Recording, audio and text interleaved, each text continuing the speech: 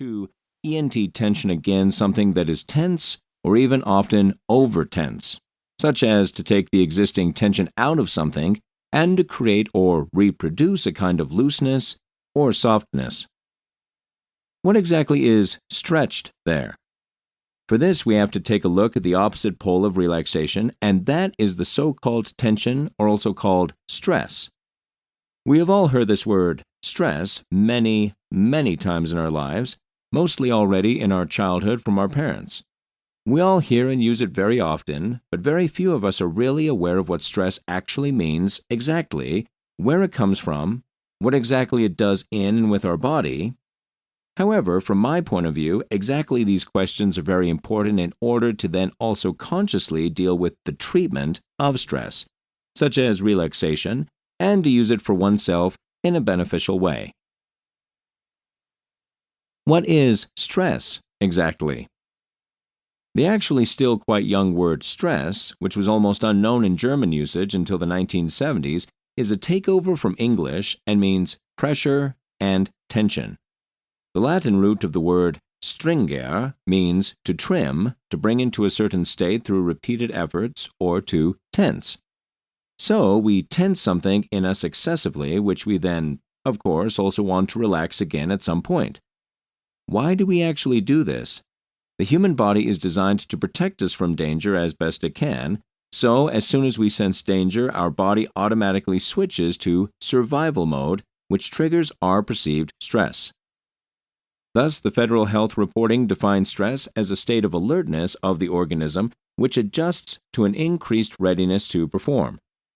In the explanations of the Federal Center for Health Education, stress reactions are named as stereotypical activation patterns running in the body which are supposed to provide an optimum of energy for immediate fight and flight reactions.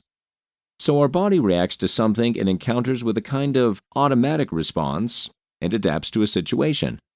The things we react to with stress are stimuli and can be roughly divided into two groups: the physical stimuli, such as sounds, temperature, and the psychological stimuli, such as time pressure, disagreements.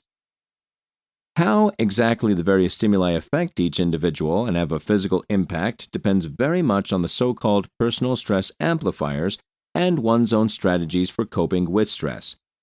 For everyone, it is true that these stimuli put the human body in a heightened state of alertness and readiness to flee, which ensures the activation of the sympathetic nervous system and thus stimulation of the adrenal glands, which then release the so-called stress hormones cortisol, adrenaline, and noradrenaline.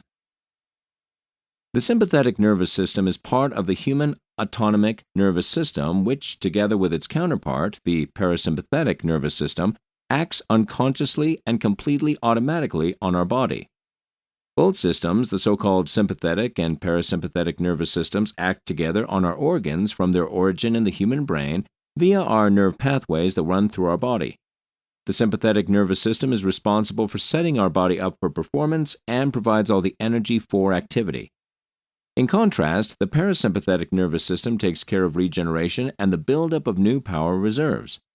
The so-called rest and recovery nerve, the vagus nerve, which is currently also on everyone's lips under the name self-healing nerve, is also a part of the parasympathetic nervous system. It is even the main component and the longest of our 12 cranial nerves. It runs from the brainstem in the head through the neck and chest to the abdominal cavity.